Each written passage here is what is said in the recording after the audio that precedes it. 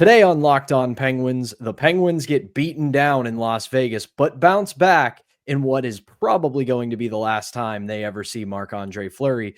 We'll look at those two games as well as the week ahead right after this.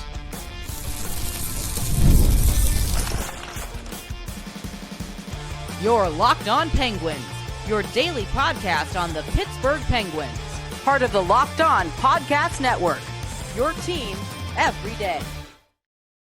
Hello and welcome back to another edition of the Locked On Penguins podcast. I'm one of your hosts, Patrick Damp. You can follow me across all social media platforms at synonym for wet. Joined as always by my co-host, the one and only Hunter Hodes. You can follow him on Twitter at Hunter Hodes. You can give our show's Twitter account a follow at LO_Penguins. And of course, we appreciate you making us part of your daily routine. Don't forget that we are free and available wherever you get your podcasts, as well as YouTube and the Roku channel. Plus, if you follow us on YouTube, don't forget to hit the notification button. That way you'll be among the first to know when we drop our daily Monday through Friday episodes. So, Hunter, a lot to get into today. The Penguins had two games this past weekend. We got our first look at some of the new guys who are part of the Penguins organization after the trade deadline. It started on Friday night in Las Vegas, where the Penguins got their butts handed to them 4-0 by the Golden Knights. But we were talking about this right before we hit record on this episode. I saw a lot of this from some recaps, some people in real time watching the game, kind of saying, the Penguins, they really didn't play all that well in Vegas. It wasn't their best effort. It wasn't really all that good of a game. I tend to disagree. While I don't think they played particularly great, I just think this was another data point in this season where the Penguins are not a very good team this season. Las Vegas, genuine Stanley Cup contender in the West. And when you put those two things together, it's going to be a long night for the Penguins. I thought overall their effort was fine. They were pretty good in the first period, despite taking 3 penalties and having to kill them off. And I thought overall for the first 20 minutes, they were probably the better team through 20. But as you have said before, and you said to me before we hit record, as soon as Vegas takes a 1-0 lead thanks to Tanner Pearson, an old friend of the Pittsburgh Penguins, you kind of knew this game was over just because they are probably the second, maybe third best team in the West right now. And when you are who the Penguins are this year and the Vegas Golden Knights are who they are, this is just kind of what's going to happen. They put up as good of a fight as they could. They're just not as good of a team as Vegas. Honestly, you can make an argument that they are the best team in the conference. I know the Winnipeg Jets have been fantastic this year, and they're going to be a lot of fun going into the playoffs. But I think when you stack up both teams when they're fully healthy, you can make a legit argument that Vegas is better and that Vegas would beat Winnipeg in a 7-game series, even though I think this is the best Winnipeg team in quite a while. But yeah, that's neither here nor there. But what this game boils down to is this. The Penguins gave Vegas their best push in the first period. They were getting a lot of quality scoring chances. Tommy Novak had a good chance on an odd man rush. He had a couple other chances a bit later in the game that he wasn't able to find that out. I actually thought Novak played as a whole really good in that game. Really nice debut from him. But right after that first period, you kind of just knew the game was over because the Penguins never really pushed after that. The Penguins came out like a house on fire. They were taking it to Vegas. They were stringing together, a couple of really good shifts in a row. But they just weren't able to capitalize. They weren't able to finish their chances, which again has been a problem, not just this season and not just last season, Pat, but for the last 3 to 4 to probably 5 seasons at this point. The Penguins just could not do anything at 5-on-5 in this game. Vegas had a 20-12 high danger chance advantage. Scoring chances, the Penguins were below even in that. Shot attempts, it was about even, but the Penguins, it never felt like they were truly threatening in this game. Yeah, Natural Stat Trick says they have 12 high danger chances at 5-on-5. It did not look like they had 12 high danger chances at 5-on-5 in this game. It looked like they had, again, probably a few in the first. After that, though, not so much. They were beaten by a better team. And in a lot of their losses this year, that's what it boils down to. This team, they fight. They have heart. they give effort. And a lot of these losses, there's obviously been some where we've come out here, we've questioned that at times because it looks like they've given up in some of those losses. But in a large majority of them, you can see that they're trying their best. They're fighting their tails off, but they just don't stack up well against a team like Vegas. This is one of the best teams in hockey. And honestly, it felt like the Penguins were kind of a 1 to a 1.5 line team against Vegas. The Crosby line was generating what they could in the first period. The Malkin line was generating what they could a little bit at times. Novak was okay, especially in the first period. But other than that, just not much to write home about, honestly. No, and you brought up Tommy Novak. I thought his debut was very solid. That said, I do think, and obviously small sample size, it's basically 1.5 games because we'll talk about it in the second segment. He left after blocking an absolutely nasty shot against Minnesota that you could tell definitely banged him up a little bit. But again, small sample size. I think one of the big knocks on him has been kind of an inability or an unwillingness to go to the middle of the ice.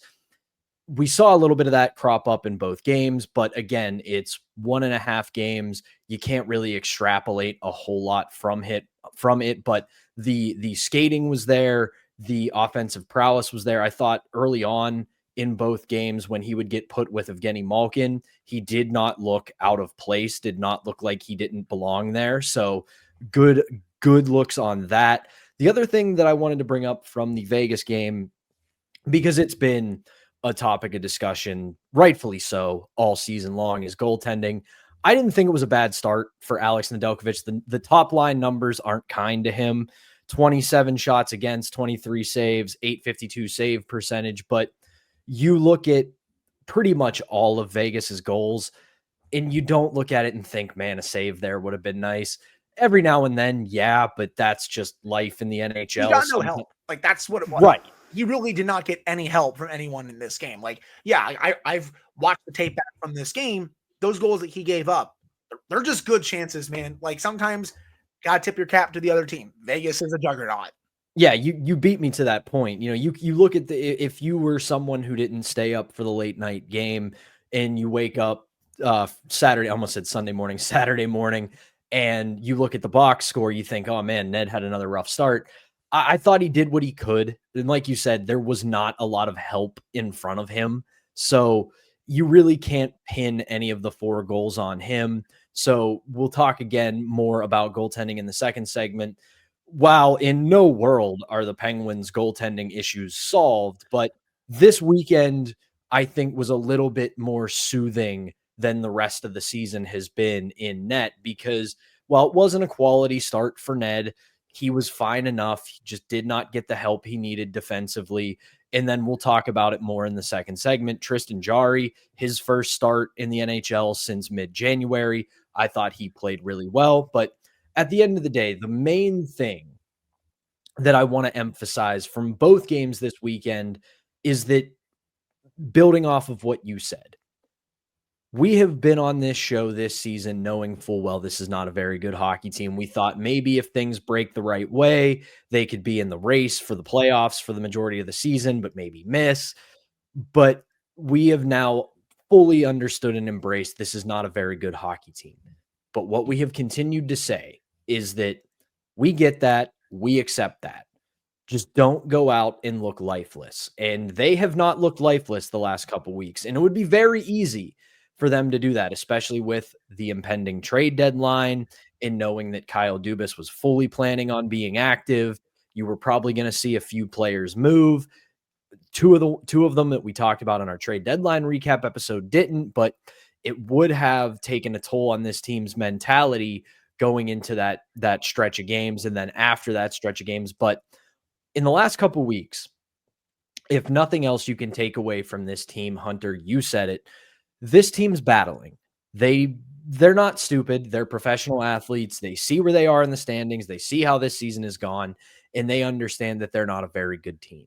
I mean, you saw that with what Gino said after the Vegas game. Like, he basically said, like, yeah, we need to keep fighting. Like, we know where we are in the standings, but we need to go out there every night and we need to play our butts off. Like, he's obviously not close to satisfied. He knows this is going to be his 3rd straight season of not seeing playoff hockey. He wants to see playoff hockey, hopefully one more time before he retires. jury is still very much out on that, especially going into the 25-26 season. But again, I read a couple recaps after that Vegas loss, and yeah, like Gino basically again even said, like, we have to keep fighting every single game. And you especially saw that on Sunday against Minnesota when Sid and Gino put on a show in front of one of their best friends. And I think that's a good segue to get into our second segment here. By the way, everyone, Twitter is down right now. It's been down basically all day. So if you need to find my content, you can follow me on Blue Sky as well. Same name, Hunter Hodes on the screen. So just giving people another platform out there if you want to follow me on there.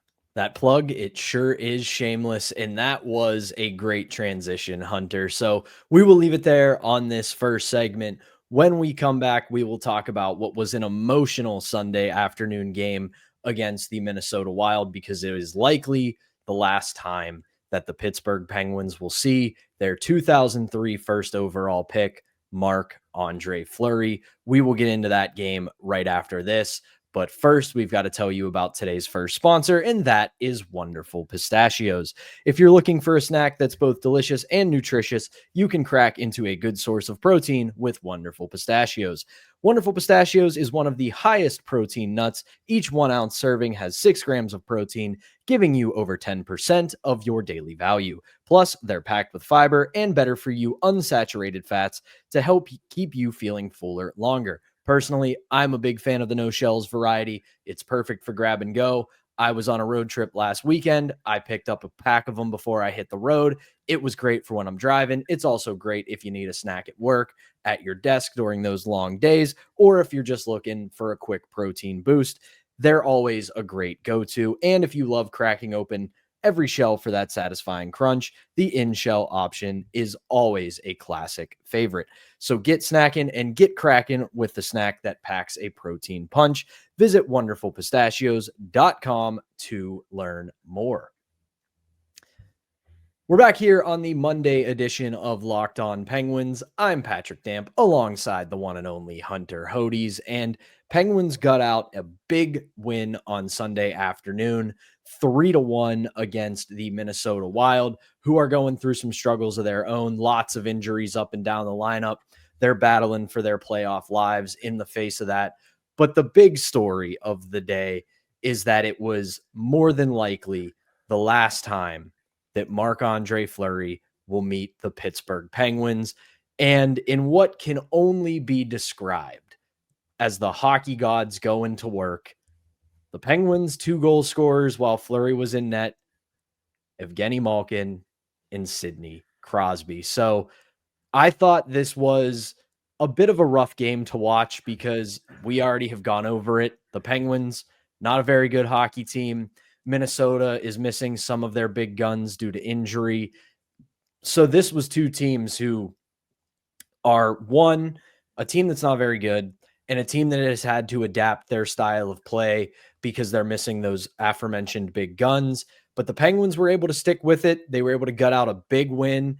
And I mean, we joked about it at the end of our trade deadline recap episode that I said, screw it, Fleury, shut out your former team one last time. You said, screw it, Fleury, get shelled in this game one last time. And we found that happy medium where I thought Fleury played extremely well. Both goals, I mean, tough luck for Flower because Malkin's was just hard work and a bad bounce. And then Crosby's, I think that goal hit like 19 things before it found its way past Fleury. And then Crosby gets an unbelievable one-handed empty netter. And then on the other end of the ice, unbelievable restart for Tristan Jarry. He hasn't started a game in the National Hockey League since mid-January. And Minnesota was probably the better team for most of the game. And Tristan Jarry really kept the Penguins in this one. Yeah, I'll start with this. I think this game as a whole was a slog to watch. Like, I think it was very low event, not many chances for either side. And that's also kind of how Minnesota has to play at this point, Pat, because they don't have Eriksson Ek, they don't have Kaprizov. I mean, Kaprizov is one of the best game breakers in the sport. Like, I think some people don't realize how good Kirill Kaprizov is with the puck on his stick. Like, he can do things that only a handful of other people can do. Kaprizov is that good. You could tell the Wild were really missing both him and Eriksson Ek, especially defensively for Eriksson Ek, because I think he's one of the better two-way forwards in this league. But the Wild kind of have to play low event without two of their best players. And the Penguins, like that, they were able to take advantage of it a bit because they've been really struggling to score for the last week. I mean, only one goal against Colorado, Pat, shutout in Vegas, and then 3 goals yesterday. Well, 2 without the empty netter, but the 2 goals that were scored without the empty netter, Crosby and Malkin, 2 of their best players. And it was so fitting that Crosby and Malkin score against Marc-Andre Fleury in their last ever game against him. And I was about ready to really crush the power play because honestly, ever since the Four Nations face-off break, we've seen a lot of old habits from last season creep back into the power play, right? And yeah, they've changed some of the personnel on it, but still way too stagnant. Not enough players moving around. You're not getting to the high danger areas. There's not much of a shoot first mentality. The zone entries have been really poor. Like this has been going on for a few weeks now, in my opinion. And thankfully, they were able to get back to what they were doing before the Four Nations face-off break towards the end of that last power play, the one that Evgeny Malkin scored on, and they were able to zip the puck around and they were able to get to the high danger areas in front of the net. And you saw Evgeny Malkin. Where was he, Pat? Right in front of the net. That's where you got to go sometimes for garbage goals on the power play. And hey, power play merchant Matt Grizzly gets another assist on the power play. Good job to him. By the way, he continues to have a really good season in terms of counting stats. But it was nice seeing the power play finally break through there because it's been so rough lately. And then Crosby gets a little bit of a wacky goal a bit later to make it 2-0. Just a crazy bounce. Marc-Andre Fleury did not look like he knew where that puck was at all. And then the Wild are able to make it 2-1. But honestly, that goal should not have counted. If you go back to that play, Connor Timmins was blatantly interfered with. He gets up, basically puts his hands up like, where the heck is the call? Ref doesn't call it. Minnesota makes it 2-1. Jari really had no chance on that one, but that still should have been called. The Wild to that point had already had 4 to 5 power plays in this game. Like they were calling everything on the Penguins, but you decide not to call that. I don't know. That was just a bit weird to me, but I honestly felt the Timmins debut, especially with Kolyachonok on that third pairing, was really good. You know, they had close to 7-8 minutes of 5-on-5 ice time together. When they were on the ice, they had 81% of the shot attempts for the Penguins, 4 scoring chances for, 2 scoring chances against, and a 70% expected goals for percentage. And those numbers, they matched the eye test. They were really responsible in their own zone. They always knew where each other one was on the ice. They were a lot of fun to watch. Timmins, he's really good with the puck on his stick. Kolyachonok obviously has speed for days on his skates. I was afraid that Mike Sullivan was going to put Ryan Graves in the lineup for one of those two players because I said on the Friday episode, I wanted to see what these two players could do because, you know, they're still a bit young. They're good with the puck on their stick. And for one game, it was a solid third pairing. I think this has the potential to be a decent third pairing the rest of the way. I want to keep seeing more of it here down the stretch. And this leads me to my final point.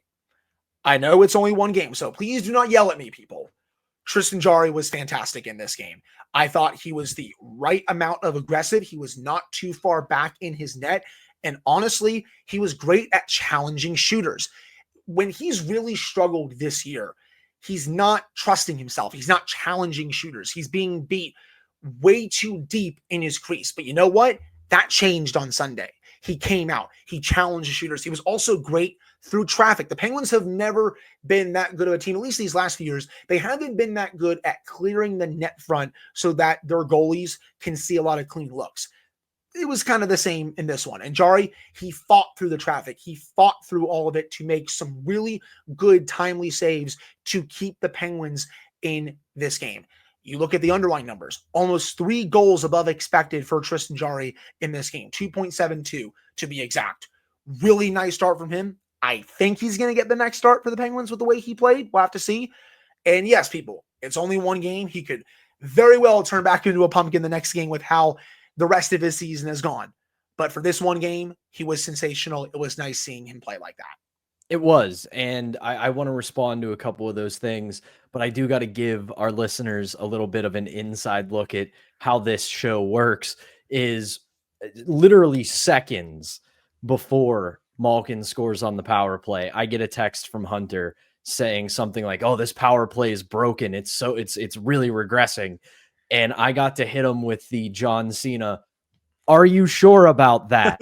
meme, because seconds after he hit send, Malkin scores. So But all of your points about the power play are still very true. One goal does not heal all wounds, because we have seen exactly what you're saying about this power play, is that they're getting back to those old bad habits. The one thing I noticed quite a few times throughout this game, the dreaded neutral zone drop pass. Yep. And the thing I have continued to say about it is I'm not anti drop pass in the neutral zone on the power play.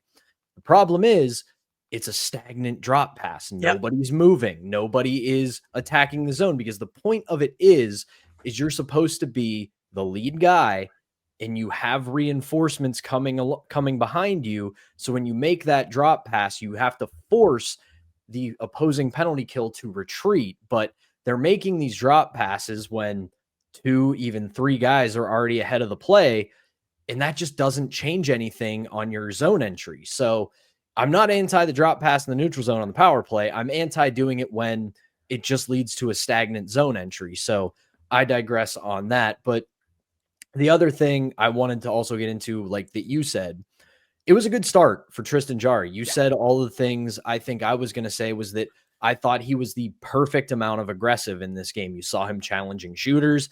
You saw him up at the top of the crease. You saw him battling through screens. And again, it's one game, tiny sample size. He very easily could regress to what he's been all season long. I'd say it's probably more likely than not that's what does happen. But you saw what made him good before he really started to regress. He was playing with a lot of confidence, and he had no issue going to the top of the crease. He had no issue diving out to cover pucks when the moment called for it. And you saw the athleticism that he has. Now, he's going up against an ultimate freak of nature when it comes to athleticism, and Marc-Andre Fleury on the other end of the ice. So that's a tough bar to compare him to, which I'm totally not, but I liked his game a lot. And the last thing was a thing about Minnesota that I didn't realize, and you'll have to excuse me for this because not watching a lot of Minnesota games as much as I would like to watch every team every night. Don't have the time, don't have the ability, but that's a sneaky physical team. And the Penguins hung right with them. Now, they weren't overly physical. They weren't blasting guys left and right and getting down into the muck, but they didn't back down. They continued to play a hardworking game. They threw hits where they needed to. I thought Timmins had a couple solid hits throughout the game, was unaware that he can play that kind of physical game. I don't expect him to be an overly physical defenseman, but knowing he has that in his arsenal, I think it builds upon what you were saying, Hunter, that he has the makings of a good bottom pairing defenseman that this team could lean on for a few years. And knowing that he can move the puck efficiently, he can make solid decisions.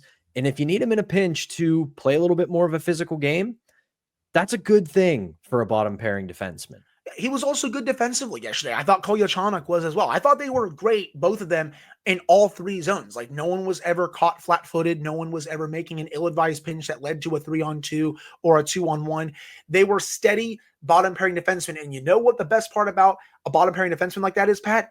You don't notice them that much. Like, and that's how it was. Like, they were really steady for the Penguins. And that's the main reason why I want to keep seeing more of them on the bottom pairing. You know, I don't need to see Graves with one of those guys. I'm sure Graves is going to get in the lineup at some point down the stretch here, but I don't need to see him in the lineup right now. I thought they were both really good in this game. You also saw at least a little bit Tommy Novak with Evgeny Malkin before Novak got a bit banged up. And you kind of saw Malkin, Pat, on the wing for a few shifts. They were kind of putting Novak at center while moving to Malkin at wing. Hopefully Novak's injury is not too serious or anything like that, because I am curious to see if they experiment with that a little bit to end the season. I still think Malkin at center, at least right now, is better, but I wouldn't be surprised if they at least try to experiment with that, even though we know where they are going this season. For sure. One last thing to mention from this game, Sidney Crosby's goal to make it 2-0 makes him the 16th player in NHL history to score 20-plus goals in 17 seasons, and he's the 4th to do it with the Penguins. We know those names, but you look at the list, the company that he is keeping with this. Gordie Howe has the record at 22 20-plus goal seasons. Alex Ovechkin with 20. Ron Francis also with 20, Jaromir Jagr with 19, same with Brendan Shanahan with 19, Dave Andrechuk with 19, and then Sidney Crosby tied with Jerome McGinley, Teemu Solani, Matt Sundin, Joe Sakic, Brett Hall, Mark Messier, Wayne Gretzky, Mike Gartner, and Marcel Dion for 17 seasons of 20-plus goals. So Sidney Crosby continues to cement his legacy as one of the greatest players of all time. But that will do it for our second segment. When we come back, it's a busy week for the Pittsburgh Penguins, but the good news on that is they're not going very far. They're staying right here and playing at PPG Paints Arena.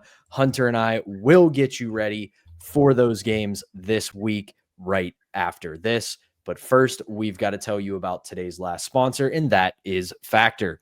If you're looking to optimize your nutrition this year, Factor makes eating well easy with chef-prepared, dietitian-approved meals that are fresh, never frozen, and ready to heat and eat in just 2 minutes. With 40 options across 8 dietary preferences every week, you can customize your meals to fit your lifestyle, whether it's calorie smart, protein plus, or keto. Plus, Factor even offers wholesome smoothies, breakfasts, and grab-and-go snacks to keep you fueled all day long. I'm a big fan of how Factor takes the stress out of meal prepping. I have been working my butt off trying to get back in shape because, as Hunter knows, I'm already a short guy. I'm not going to grow much vertically. I don't want to grow very much horizontally. So using Factor to help me get my protein plus meals along with my workouts and breakfasts, it's been absolutely phenomenal. I have tried their protein plus, packed with flavor, absolutely delicious, and kept me feeling full all day long. So I'm not going for those midday snacks at work. The convenience, it's unbeatable. No prep, no mess, just great food in minutes. Eat smart with Factor. Get started at factormeals.com/lockedonnhl50 off and use code lockedonnhl50 off to get 50% off of your first box plus free shipping. That's code lockedonnhl50 off at factormeals.com/lockedonnhl50 off to get 50% off plus free shipping for your first box. That's Factor Meals. All right, it's the Monday edition, the final segment of the Monday edition of Locked On Penguins. I'm Patrick Damp alongside Hunter Hodes, and big week coming up here for the Pittsburgh Penguins. They've got 3 games on the slate this week. They will play on Tuesday, Thursday, and Saturday.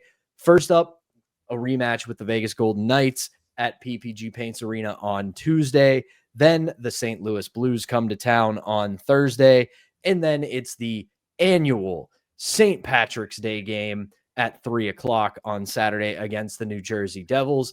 I will more than likely be at that game as I continue to celebrate my Irish heritage and be a debaucherous person around the city of Pittsburgh, but that's neither here nor there. Hunter, gonna be a bit of a challenging week for the Penguins. We obviously went over in the first segment what a good team the Vegas Golden Knights are and how they are a legitimate contender once again in the West. So that'll be a huge challenge for the Penguins. Then you've got St. Louis, who's sniffing around the playoff picture. I wouldn't say that they're not a good team, but they're also not a great team either. And then you got the New Jersey Devils, who you would hope one of these seasons, this young core, this talented core, could catch a break and not get hit with injuries or bad luck. But they're once again kind of struggling a little bit right now. They are 3rd in the Metropolitan Division, and they're in danger of falling into a wild card spot. They're only 4 points up on the surprise of the year, the Columbus Blue Jackets, who currently hold the first wild card spot with 70 points. So your outlook on this week, Hunter, I think it's probably going to be a 1-2 kind of week, but they could surprise us with some wins over, say, St. Louis and New Jersey. Yeah, that's the biggest thing. Like Vegas, that's going to be the toughest game of the week. You just saw how they played in Vegas.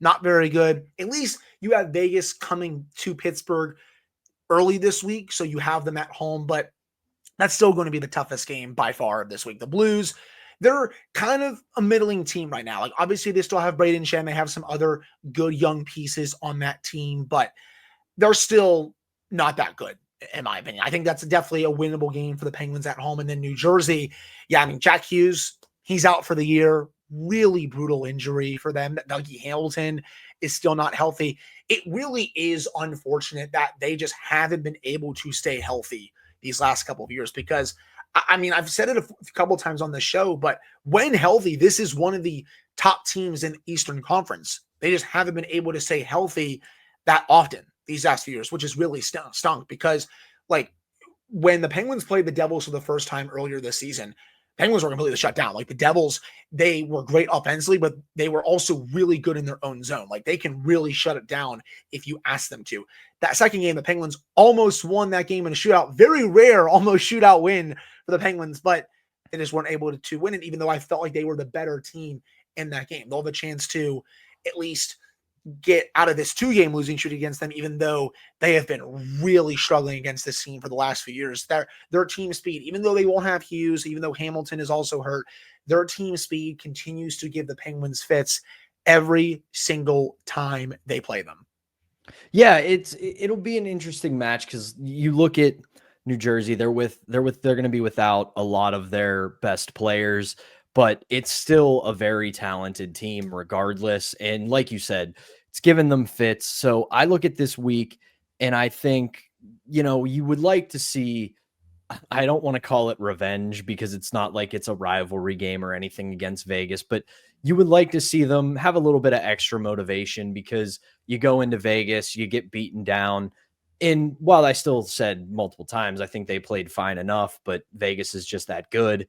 You would like to see them give Vegas a little bit of a scare, kind of give them a little bit of a push and say, hey, you know what? We're not going anywhere. I'd like to really see a win against St. Louis. They're not one of the really teams I worry about in the Western Conference. They're sniffing around, but eh. And then New Jersey, I also look at that one. It could be one of those crowd pleaser games. It's going to be a party day in Pittsburgh. It's the St. Patrick's Day celebration, which if you're from here, you know how much St. Patrick's Day means Oh yeah, to the city of Pittsburgh. So it'll be a raucous, fun crowd. And what better way to get a nice little win than do that on St. Patrick's Day and send everybody off to whatever they're doing for St. Patrick's Day in a good mood. But overall, I do think it'll be a challenging week for the Penguins, but I want to see what some of these new guys do. We'll see what's going on with Novak. We haven't heard a lot of updates. He did leave the game against Minnesota, so I'd like to see if he's doing all right and he's able to play this week, because I was encouraged by the start from him. But really going to be a challenging week. And of course, Hunter and I will be here to cover all of it. We will get more in depth on the Vegas game tomorrow in a preview episode, and we will obviously do the same for the rest of the week. But that is going to do it for our Monday edition of Locked On Penguins. Thank you as always for tuning in. As I said, Hunter and I will be back with a full preview of the game against the Vegas Golden Knights on Tuesday and anything else that may happen between now and then. But for now, for Hunter Hodes, I'm Patrick Damp. Thank you as always for tuning in. We will be back on Tuesday.